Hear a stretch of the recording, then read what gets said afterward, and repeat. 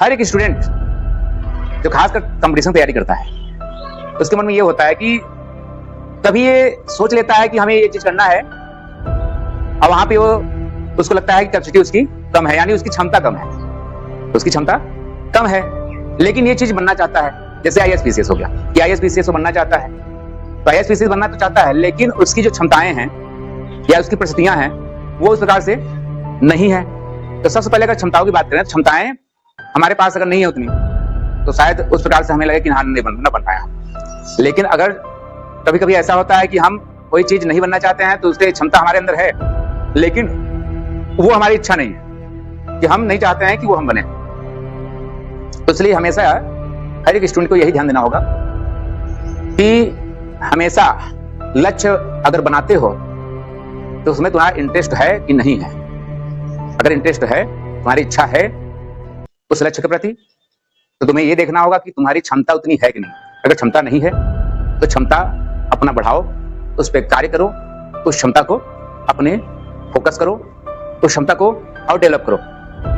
लेकिन अगर जिस लक्ष्य के प्रति तुम्हारा इच्छा नहीं है, तुम्हारी क्षमता तो है लेकिन तुम्हारी इच्छा नहीं है, तब उस लक्ष्य के प्रति तुम्हें अपने अंदर इच्छा शक्ति जगाना होगा, क्योंकि तुम्हारे अंदर क्षमता है उसको करने का।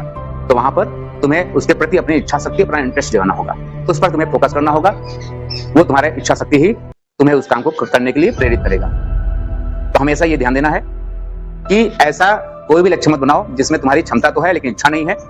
इच्छा है तो क्षमता नहीं है, तो अपनी क्षमता को बढ़ा दो। अगर पाना है, अगर इच्छा है तुम्हारी तो क्षमता को बढ़ा दो, और अगर क्षमता कम है तो क्षमता तो बढ़ाओ, तब इच्छा तुम्हारी पूरी होगी। लेकिन अगर इच्छा नहीं है, क्षमता है लेकिन इच्छा नहीं है, तो इच्छा को जगाना पड़ेगा, तुम्हारा इंटरेस्ट जगाना पड़ेगा उसमें, तब जाकर तुम्हें सफलता मिलेगी। तो सफलता का एक ही मूल मंत्र है, सफलता का एक ही मूल मंत्र है, किसी भी चीज में तुम सफलता तभी पाओगे जब तुम्हारे अंदर इंटरेस्ट हो, तुम्हारे अंदर इच्छा शक्ति हो, और उस काम के प्रति तुम्हारे अंदर क्षमता हो उस काम को पूरा करने के लिए।